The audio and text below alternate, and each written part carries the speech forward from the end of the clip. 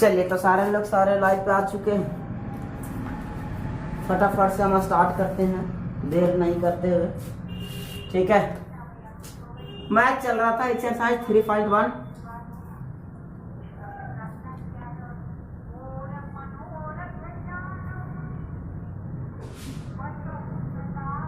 चलिए तो 3.1 में मैं बता देता हूँ आपको कि 26 तक के क्वेश्चन कुछ नहीं है।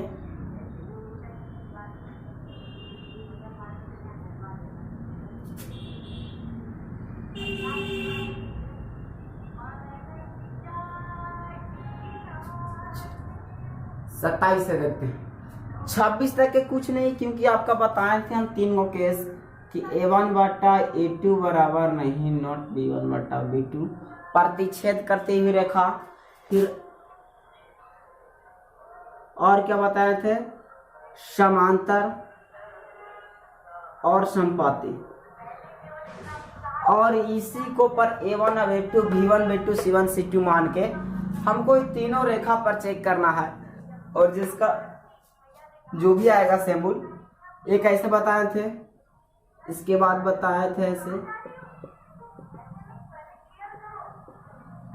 ठीक है, और एक और केस था जो सब बराबर हो। तो इन तीनों केस का जो है वो इसी पर बैठा के खाली चेक कर लेना है, और बाकी में जो आना है वो लिख देना है, एक हल द्वितीय हल कोई हल नहीं। ठीक है, तो 26 तरह का इसी तरह सवाल है। आप मेहनत करोगे तभी सफल पाओगे, और मेरा रिक्वेस्ट है कि आप 26 तक बनाओगे, और जो नहीं बनेगा वो कमेंट में लिखोगे जरूर। ठीक है, तो मैं 27 से थोड़ा सा 27 में जो है वो समीकरण बनाना पड़ेगा। देखते हैं 27 से क्वेश्चन क्या कहता है। क्वेश्चन कहता है कि कक्षा 10 के 10 विद्यार्थियों ने, ठीक है, कक्षा 10 के 10 विद्यार्थियों ने एक गणित की पहेली प्रतियोगिता में भाग लिया। यदि लड़कियों की संख्या लड़कों की संख्या से 4 अधिक हो तो प्रतियोगिता के लिए लड़के लड़कियों की संख्या ज्ञात करें। कुछ नहीं कहता, कुछ नहीं कहता। ठीक है, कक्षा 10 के, ठीक है,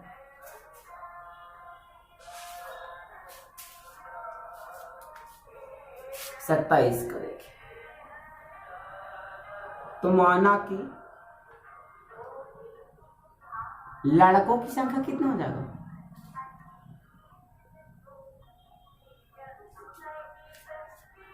एक से। यहां तक कोई दिक्कत? हमने मान लिया कि लड़कों की संख्या 1 से। अब क्या कहता है कि प्रतियोगिता में भाग ले लड़कियों की संख्या लड़कों की संख्या से 4 अधिक है। ठीक है, तो कुछ नहीं करेंगे, लड़कों की संख्या से कितना 4 अधिक है। अब लिखेंगे यहां पर क्या, लड़कियों की संख्या।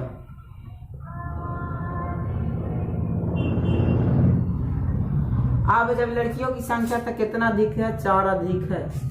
कोई दिक्कत, कोई डाउट प्रॉब्लम? अधिक बोलेगा तो जोड़ेंगे, कम बोलेगा तो घटाएंगे, पहले बोलेगा तो घटाएंगे, बाद बोलेगा तो जोड़ेंगे। ये सब याद रखना है। अब क्वेश्चन का कहता है कि तो इतना इतना कीजिए, 10 है तो चलेंगे प्रश्न से। कौची का था प्रश्न, x + 4 बराबर 10 दिया हुआ था। ठीक है, तो कितना आ जाएगा, 2x + 4, 2x बराबर कितना है, 10 - 4, 2x बराबर 6, x बराबर 3। तो x बराबर 3 यानी कि लड़कों की संख्या कितनी हो जाएगी, यहाँ पे नहीं लिखना, बाद में हम लोग लिख देंगे। ठीक है, अब यहाँ पर क्या होगा कि x के मान,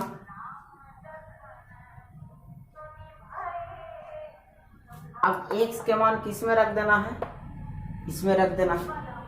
ठीक है, अब क्या करेंगे, x का जो मान है, और नहीं तो फिर ऐसे कर लेते हैं,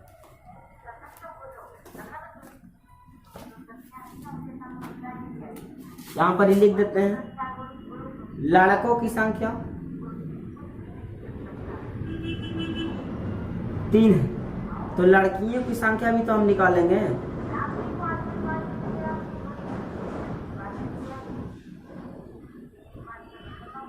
और लड़कियों की संख्या बराबर हमने माना है x + 4, x + 4 के यानी कि x बराबर कितना वैल्यू आया 3 और +4 7। तो लड़कों की संख्या हमारा कितना हो गया 3 और लड़कियों की संख्या 7। यही आपका आंसर हो जाएगा। कुछ तो करना नहीं था लैंग्वेज क्वेश्चन में, फटाफट से स्क्रीनशॉट खींच लीजिए। आज से संपूर्ण विषय रेगुलर चलेगी। थोड़ा हमारी तबीयत जो है वो खराब हो जा रही है, ठीक ना, वो बॉडी मेंटेनेंस नहीं हो रहा। चलिए हो गया स्क्रीनशॉट। तो अब अगला क्वेश्चन देखते हैं। चलिए मैं साफ कर रहा हूँ। ये एनसीईआरटी क्वेश्चन था, याद रहे। अभी जो मैं सवाल बताया वो एनसीईआरटी था। अगला सवाल क्या कहता है 28। देखिए क्या कहता है 28 में। महेश, अच्छा 27, वो क्या था 26 था। ये क्वेश्चन नंबर 26 था जी, गलती से लिखा गया 27, ठीक ना, कोई दिक्कत नहीं, होता है मिस्टेक नंबरिंग में। 27 में क्या कहता है कि निम्न समस्याओं में रैखिक समीकरण युग्म बनाइए और ग्राफीय विधि के हल ज्ञात करें। अरे तो फिर से आ गए हम लोग वहीं पे। 2 वर्ष पर पिता की उम्र अपने पुत्र की उम्र के 5 गुनी थी, ऐसा मैंने बताया था, और इसकी उम्र पुत्र की 3 गुनी थी। तो 8 वर्ष बाद हम बताए थे कि पूर्व, ये मतलब पहले, और पहले बोलेगा तो माइनस कर देंगे। देखिए 2 वर्ष पूर्व, ठीक है, तो माना कि कब हो जाएगा 2 वर्ष पूर्व पिता की उम्र, ठीक है, और फिर क्या कहता पुत्र की उम्र। तो पहले 27 का पहला का हल, माना कि पिता की वर्तमान आयु x वर्ष और पुत्र की वर्तमान आयु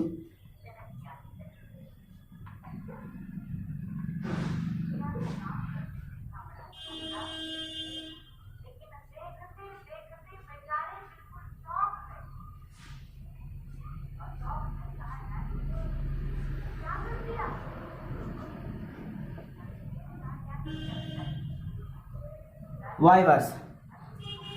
अब क्वेश्चन में बोला है कि 2 वर्ष पूर्व, तो 2 वर्ष पूर्व पिता की उम्र कितना हो जाएगा, देखो तो यार, 2 वर्ष पूर्व पिता की उम्र कितना हो जाएगा बाबू x - 2, क्योंकि पिता के कौची माने हैं x माने हैं। अगला कहेगा कि 2 वर्ष पूर्व किसका हो जाएगा पुत्र की आयु, किसका हो जाएगा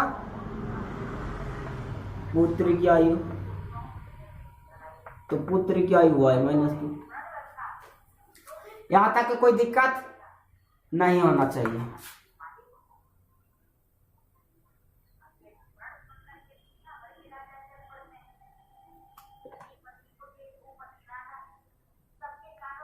चलिए अब जब इतना हो गया तो आगे क्या करेंगे, फिर आगे को जी कहता है उम्र के 5 गुनी थी।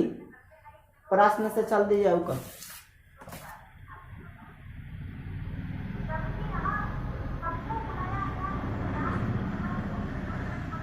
अब देखते हैं कि किसका 5 गुना कहता है। अपने पुत्र की उम्र की 5 गुनी थी, किसका अपने पुत्र के, तब पुत्र वाला y - 2 माने है ना, 5 कर दिए। x - 2 बराबर 5y - 10 हो गया।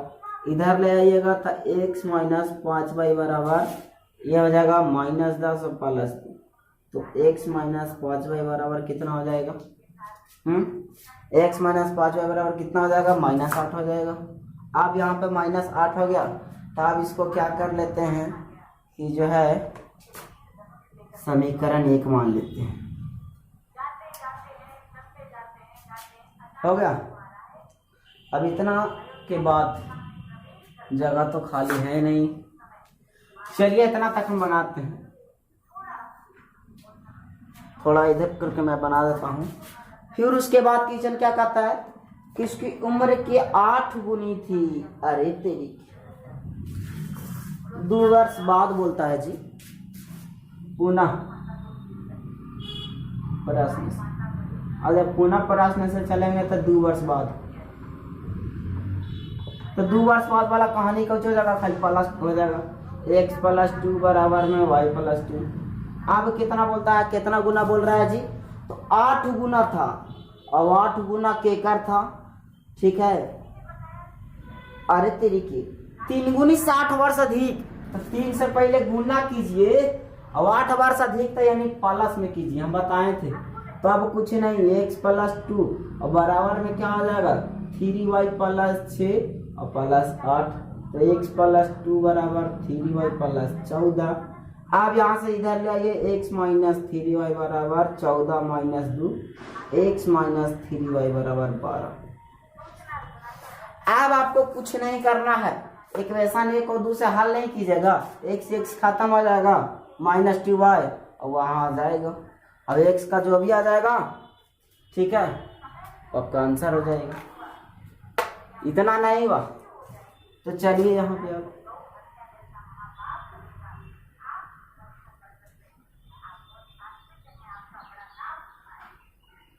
अगर हम चलते हैं 1 + 2 से नहीं चल कर क्या करते हैं कि दोनों देख रहे हैं माइनस है, तो माइनस से चल जाते हैं। तो x - 5y बराबर -8 और x - 3y बराबर 12।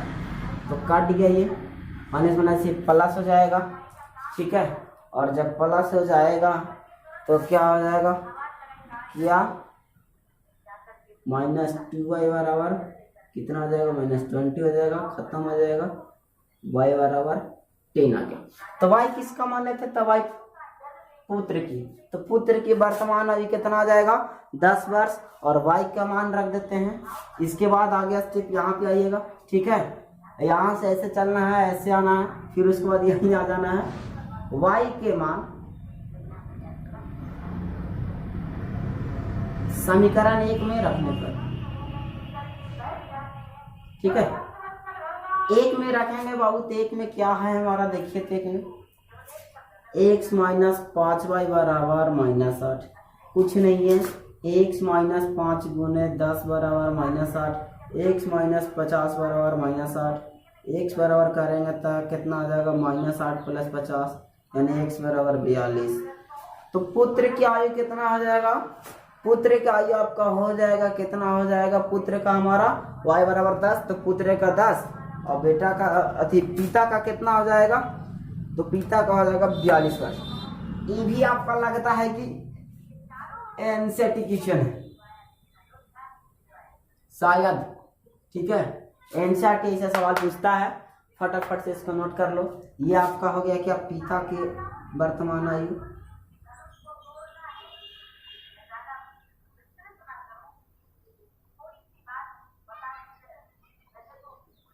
ये वाला आपका क्या हो गया, पुत्र की वर्तमान आयु।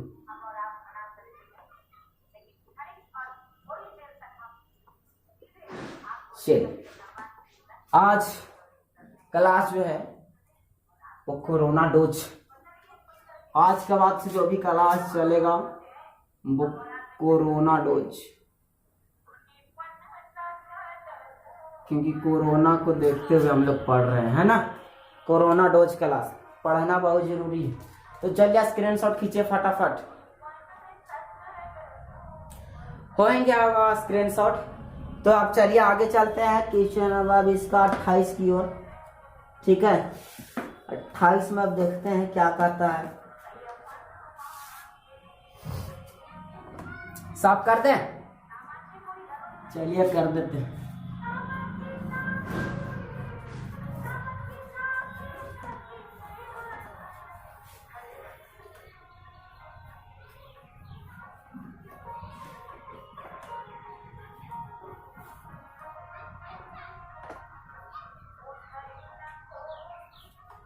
चलिए फटाफट से अब 28 देखिए क्या कहता है। 28 क्वेश्चन नंबर,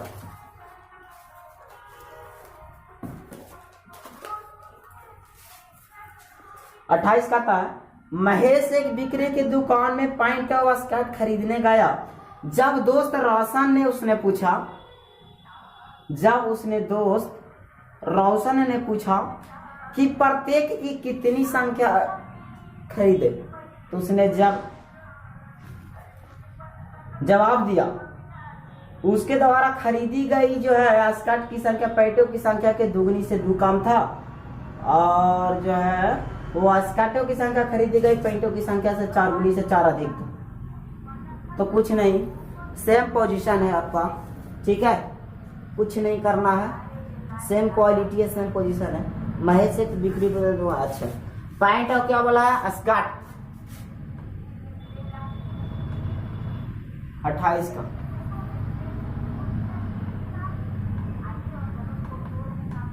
माना कि पैंट की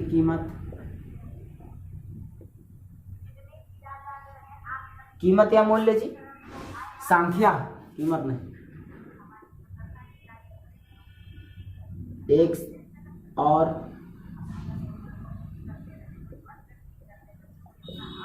स्कर्ट की संख्या कितना हो जाएगा, वाई है।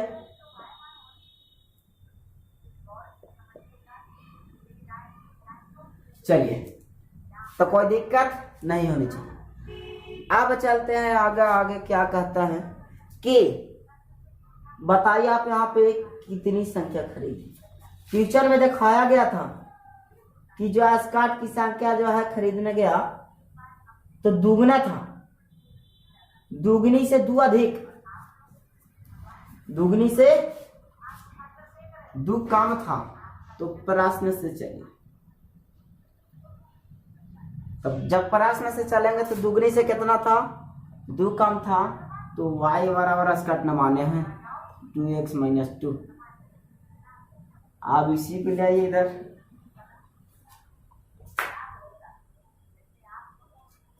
है ना, या तो इसी को फिर बना दीजिए आप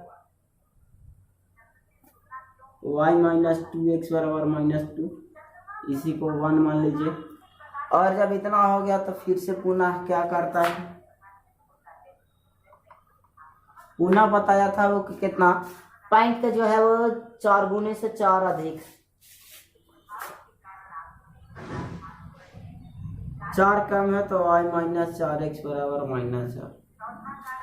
अब भी आपको कुछ नहीं करना है, फिर वही बात हो गया कि आप जो है वो समीकरण 1 - 2 से चल देंगे,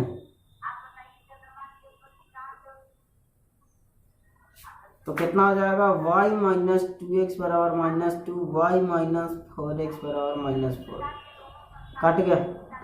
अब जब ये दोनों जुट गया तो क्या हो जाएगा, 2x बराबर कितना हो जाएगा,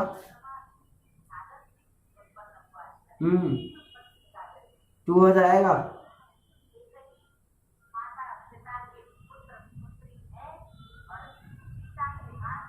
तो 2 से 2 खत्म, तो x बराबर कितना बच गया, 1।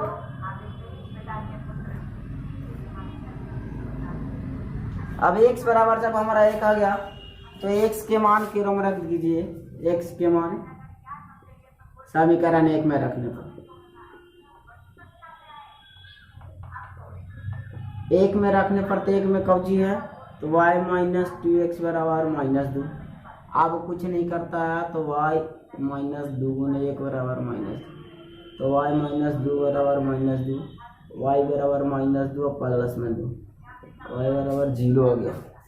यानी कि y बराबर 0, तो स्कर्ट की संख्या कितना आ गया हमारा, 0 लिखना पड़ेगा।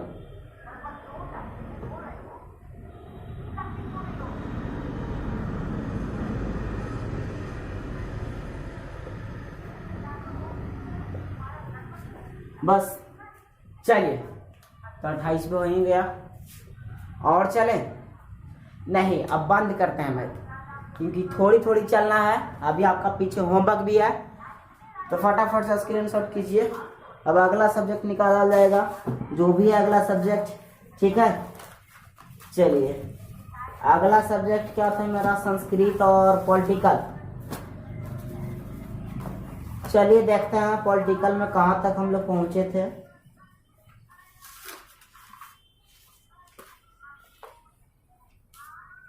चलिए, पॉलिटिकल में पहुंच गए थे। नगर निगम, चिपको आंदोलन। चलिए, पॉलिटिकल में बात करते हैं। अगला कि चिपको आंदोलन हम बताए थे क्या, पहले इसको साफ कर ले।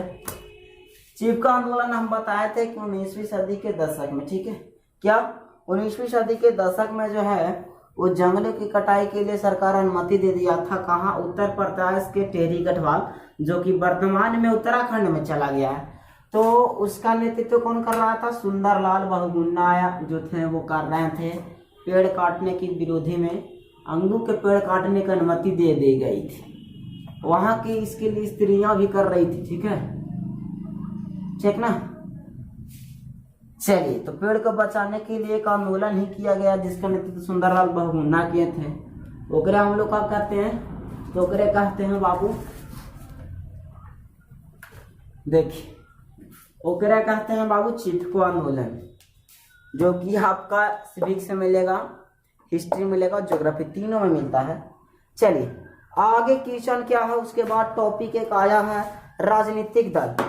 तो राजनीतिक दल आप लोग जानते हो कि भारत में राजनीतिक दल कितने हैं? तो 7 या 8 हैं, है ना। जैसे कि भारतीय जनता पार्टी, राष्ट्रीय कांग्रेस, ठीक है। चलिए, ये सब जनता दल, ये सब जो है वो क्या है? राष्ट्रीय दल है। यानी राष्ट्रीय दल वैसा दल को कहते हैं कि जो कम से कम अपना 4 राज्यों में बहुमत प्राप्त कर चुका हो और सरकार वहां स्थापना कर चुका हो। कम से कम 4 राज्यों में। कितना राज्यों में? 4 राज्यों में, वही कहलाता है राष्ट्रीय दल। तो आज हम पढ़ते हैं या राजनीतिक दल। राजनीतिक दलों पर प्रकाश डाले या संक्षिप्त टिप्पणी लिखे। एकरे पर एगो टॉपिक है या तो भाग क्वेश्चन है, बार बार पूछा जा गया है कि राजनीतिक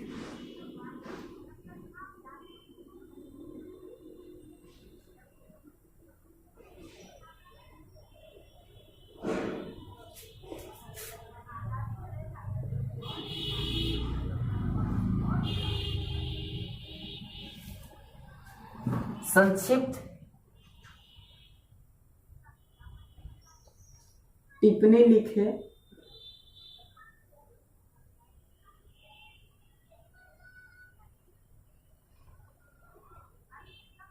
या प्रकाश डाले।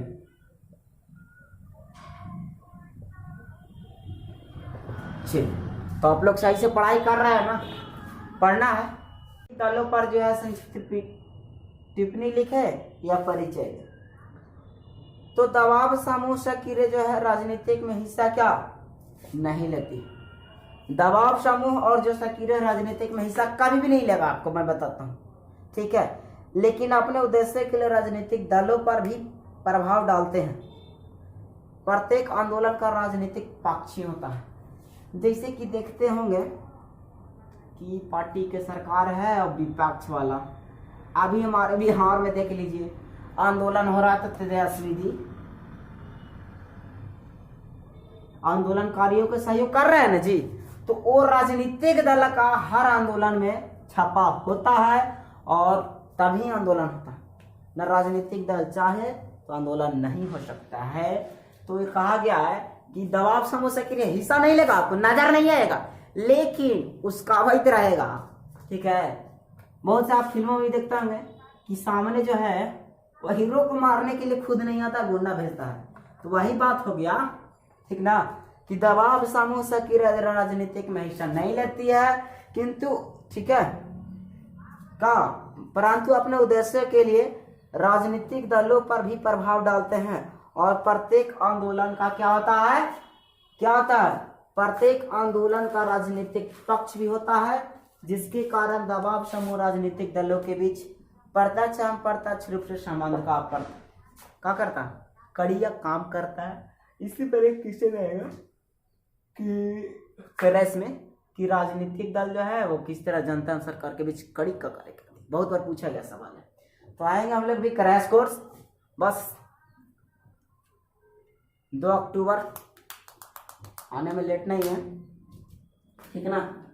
अभी हम लोग कोरोना डोज है, कोरोना डोज खत्म आएगा, क्रैश कोर्स आएगा, तो बहुत अच्छे अच्छे सवाल हम लोग करेंगे।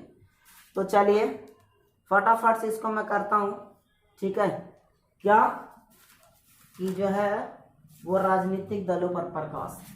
तो लिखिएगा जरा, दबाव समूह सक्रिय राजनीतिक में हिस्सा नहीं लेते हैं।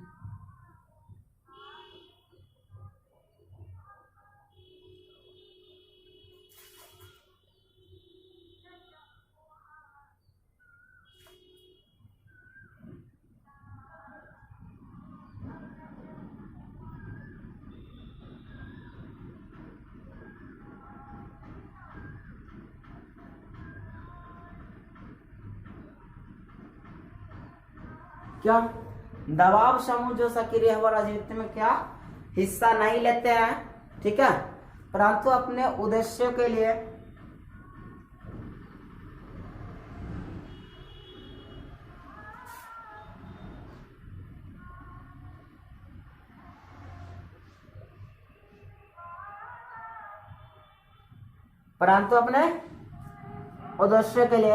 राजनीतिक दलों पर भी प्रभाव डालते हैं।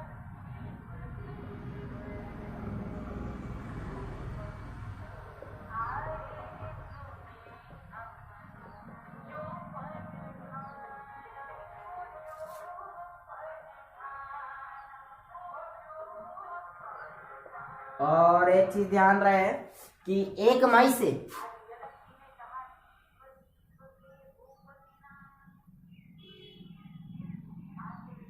जो है वो 12th का भी मई से एनसीईआरटी स्टार्ट हो रहा है।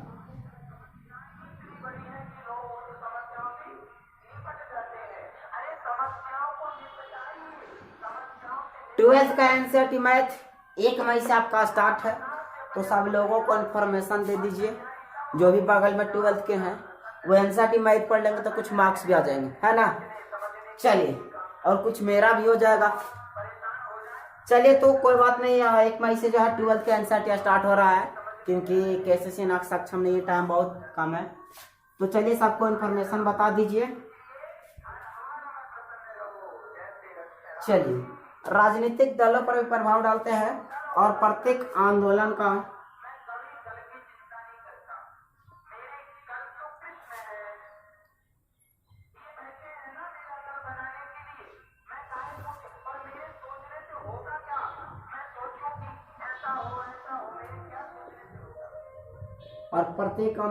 राजनीतिक पक्ष होता है। और जब इनका जो है राजनीतिक पक्ष होता है बाबू, तो ये जो है जिसके कारण दबाव समूह राजनीतिक दलों के बीच, जिसके कारण दबाव समूह जो और राजनीतिक दलों के बीच प्रत्यक्ष और अप्रत्यक्ष का संबंध स्थापित करता है। इसके आगे लिखेगा, जिसके कारण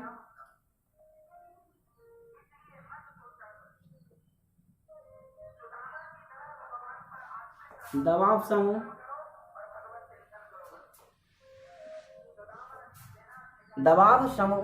राजनीतिक दलों के बीच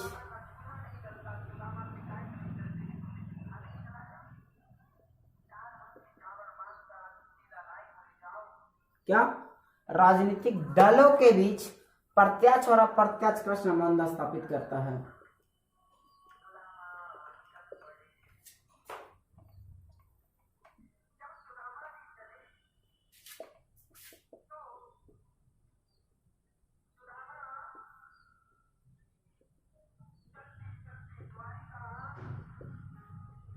चलिए, ये हमारा रहा राजनीतिक दलों पर संक्षिप्त टिप्पणी लिखे या तो प्रकाश डाले।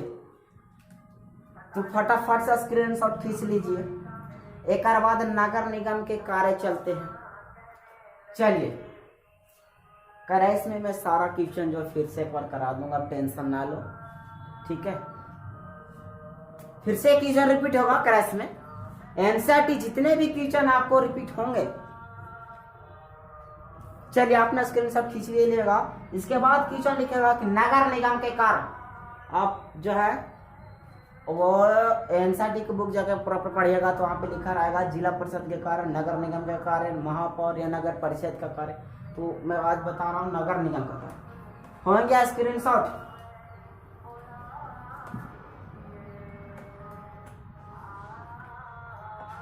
चलिए, आगे लिखिएगा नगर निगम के कार्य को लिखे। क्या? नगर निगम के कार्य को लिखे। जैसे कि अभी हमारा इमामगंज शहर नगर पंचायत बन चुका है, नगर निगम का दर्जा भी मिल चुका है, तब इसका क्या क्या कार्य होगा? नगर निगम के कार्य को लिखे। ठीक है, मैं फुल कोशिश कर रहा हूं कि इस कोरोना डोज में आपकी पूरी पढ़ाई सफल हो। तो नगर निगम के कार्य क्या है? निम्नलिखित है।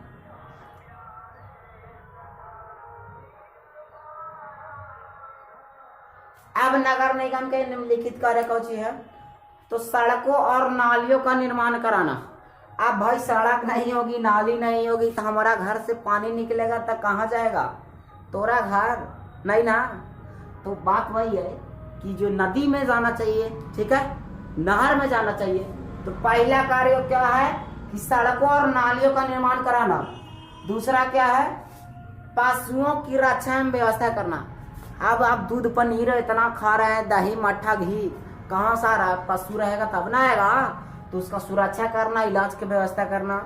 फिर क्या है कि स्कूलों की स्थापना करना। पढ़ाई कैसे होगी, है ना? आगे का शिक्षा कैसे होगा, रोजगार कैसे मिलेगा? जब स्कूल रहेगा तब ना। चलिए, इसके बाद क्या है कि आग लगने पर बुझाने का प्रयास करना। अब हमारा इमामगंज हॉस्पिटल में आग लगल है, अब बुझाए वाला यंत्र ना है अग्निशामक, तो कोई व्यवस्था उतना थोड़ी है स्वास्थ्य केंद्र में कहना नहीं ना। तो नगर निगम का सब कार्य है कि सब चीज व्यवस्था करके रखना। फिर क्या है? घरेलू उद्योग धंधों को बढ़ावा देना। अभी जैसे क्या है कि लॉकडाउन है, तो कितने लोग जो है वो घर पे भी कारखाने खोले हुए हैं। जैसे कि आप बताते हैं आपको कभी ट्राउजर बनाना, हाफ पैंट या हाफ निकर बनाना, ये सब छोटा छोटा उद्योग घर धंधों में भी हो सकता है। फिर दूसरी बात, जब जाड़ा का आता है मौसम, ठंड का मौसम आता है, तो टोपी स्वेटर बुनकर बाजार में बेच। तो ये सब क्या कुटीर उद्योग वाला हो गया। पहले देखते थे कि सब धोती होती जो बनता था खादी का, वो चरखा से बनता था, गांधी जी के द्वारा चलाया हुआ, है ना। तो ये सब नगर निगम का कार्य है। तो पहला लिखिएगा, क्या लिखिएगा? पहला कि सड़कों और नालियों का निर्माण कराना। सड़कों और नालियों का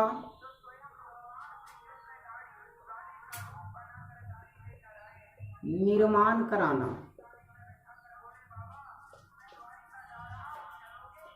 दूसरा क्या हो जाएगा कि जो है वो पीने के पानी का प्रबंध करना।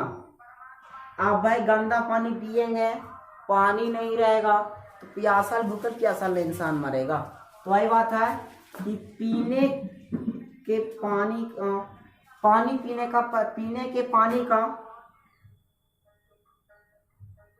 प्रबंध कराना।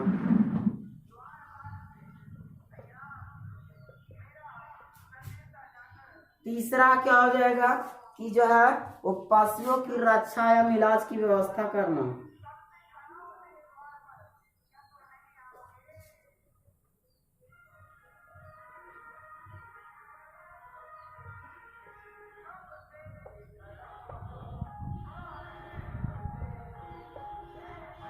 पशुओं की रक्षा में इलाज की व्यवस्था कराना।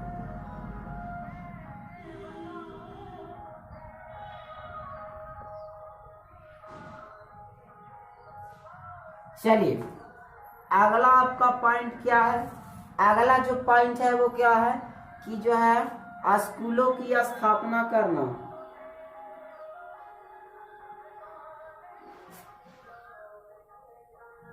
स्कूल एवं कॉलेजों की स्थापना करना।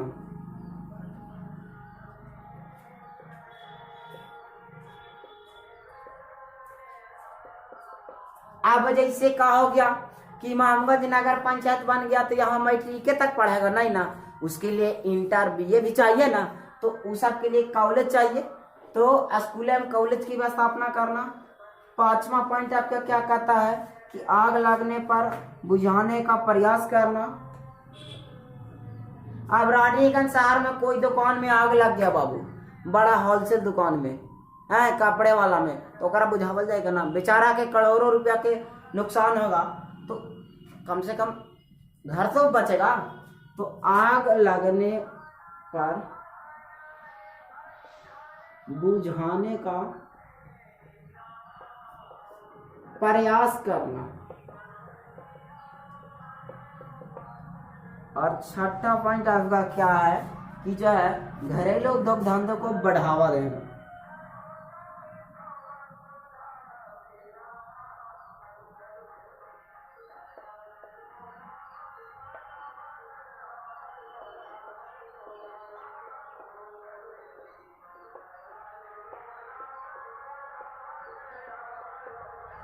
चलिए, तो ये हमारा रहा नगर निगम के कार्य। और फटाफट से अभी छाप लीजिए, अबरी एग्जाम में ये छपने वाला है ना, दम छपेगा। चलिए, तो आप भी छाप लीजिए फटाक से।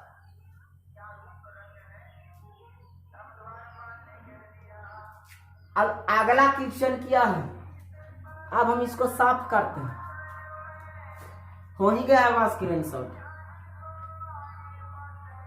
अब अगर नहीं हो गया तो वीडियो को फिर से पीछे कीजिए और क्लास रेगुलर देखिए, अब नहीं तो समझ में नहीं आएगा। अगला क्वेश्चन यहीं पर ही आता है, ऑब्जेक्टिव में बड़ी बार पूछल गया है, यहाँ तक कि यूपीएससी में भी पूछा जाता है कि नगर निगम के प्रधान को क्या कहते हैं। है तो छोटा सा सवाल, लेकिन बाबू बढ़िया बढ़िया के हिला देता है ना। लगता है कि एने से आया एने तिरछे चल गया। चलिए, तो नगर निगम के प्रधान को क्या कहते हैं, तो इसको कहते हैं मेयर। और अगर आपको मेयर नहीं दिया तो या तो इसी के बोलते हैं महापौर। दो नाम से जाना थी बाबू, एगो नगर निगम के प्रधान को मेयर भी कहा जाता है और एगो को महापौर भी कहा जाता है। तो याद रहे दोनों चीज बा। अब कहीं कहीं दोनों भी दे दे,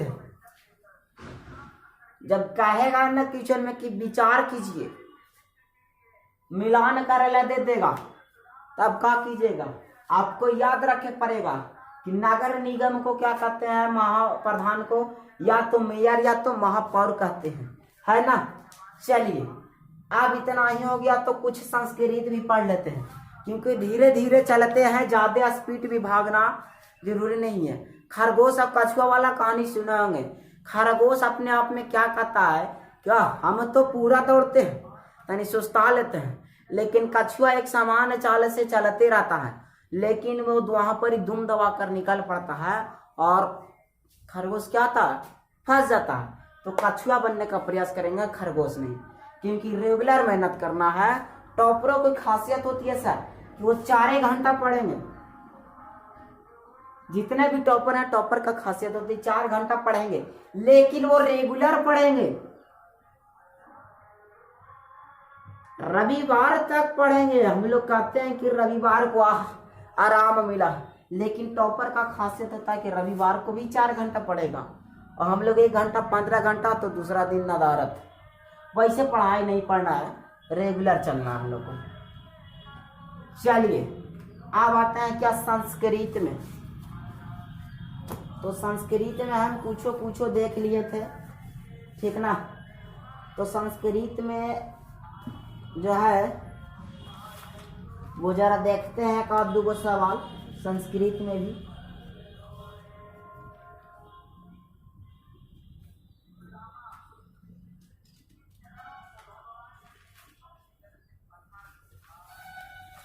चलिए, तो संस्कृत में भी कुछ देख लेते हैं, क्या क्या राय है संस्कृत में भी।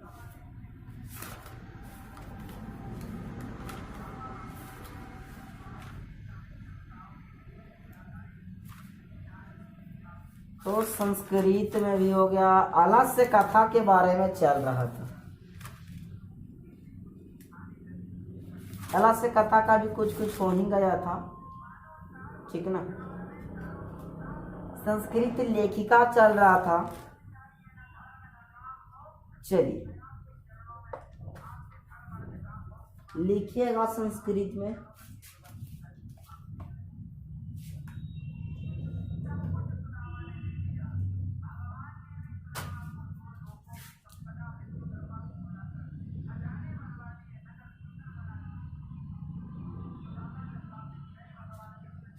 विपुलम किम अस्ति।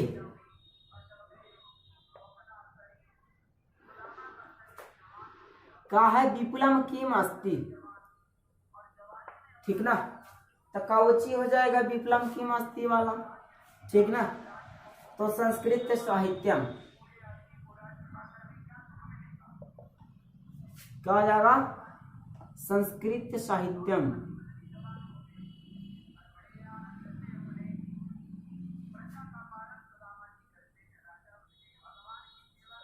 अगला अच्छा, काव्य नाम रचने,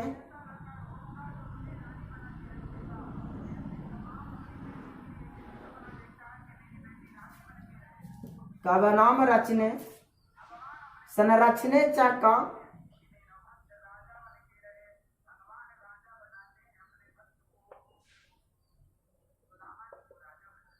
दत्तावाधना,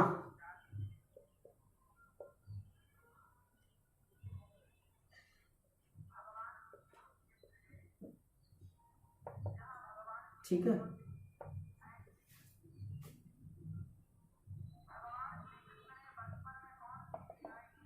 तो कौची हो जाएगा, पुरुषा स्त्रिया च।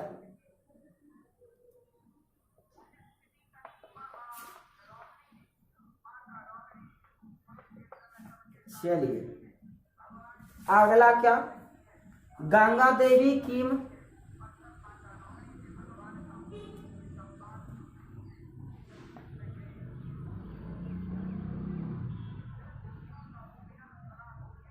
ठीक है, गंगा देवी किम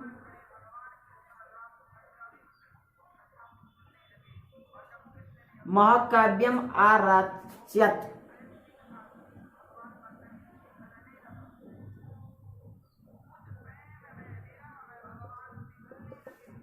गंगा देवी जी कौन थी, कंपन राय की कौची थी, बीबी थी, हम बताए थे। ई लिखी थी मधुरा विजयम, इसका पुस्तक का नाम क्या,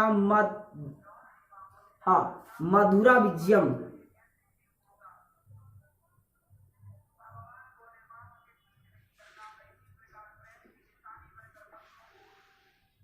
अगला क्या, आधुनिक संस्कृत लेखिकासु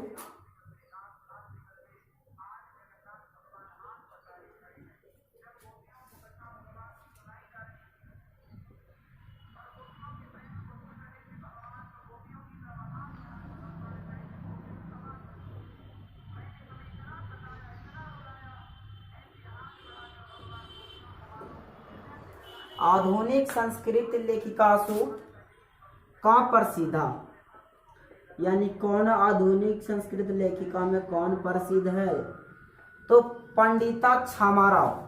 उत्तरम में क्या आ जाएगा आपका, पंडिता छामाराव। चलिए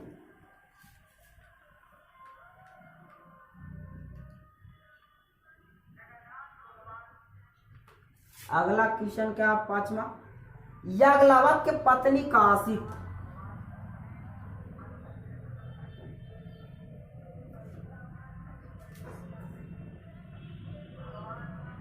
याग्लावस्य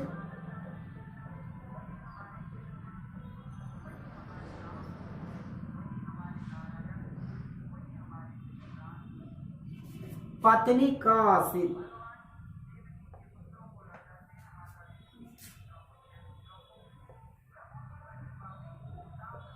तो याग्लावक की पत्नी कौन थी, तो मैत्रेयी थी।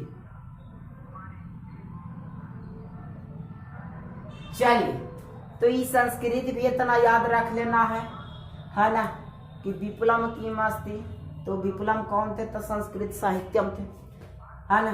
काव्या नाम रचने संरचने चा ददावदनम, काव्य नाम जाए काची, पुरुष और स्त्री के बिना समाज नहीं चल सकता। गंगा देवी की महाकाव्य में रचित, गंगा देवी कौची लिखी है, तो मधुरा विजयम गंगा देवी लिखी है। आधुनिक संस्कृत लेखिका में सबसे प्रसिद्ध कौन है, तो छामाराव है, जानबे करते हैं, पंडिता छामाराव। याग्लावक से जो पत्नी का था नाम क्या है, तो मैत्रेयी थी। उत्तरा में क्या जाएगा, मैत्रेयी जाएगा। चलिए तो फटाफट से इसको भी छाप लीजिए, अब छपेगा एक दो गो इसमें से। फिर मिलते हैं नेक्स्ट क्लास में। और सब लोगों को बोल दीजिए कि 12th का मैथ जो आंसर दिया है वो 1 मई से स्टार्ट होने वाला है। तो फिर मिलते हैं नेक्स्ट वीडियो में जरा, ठीक है। तो भाई आप लोग पढ़ते रहिए कोरोना डोज, मेरे तरफ से कोरोना डोज का क्लास। चलिए ठीक है, फिर मिलते हैं नेक्स्ट वीडियो में। Okay bye, see you.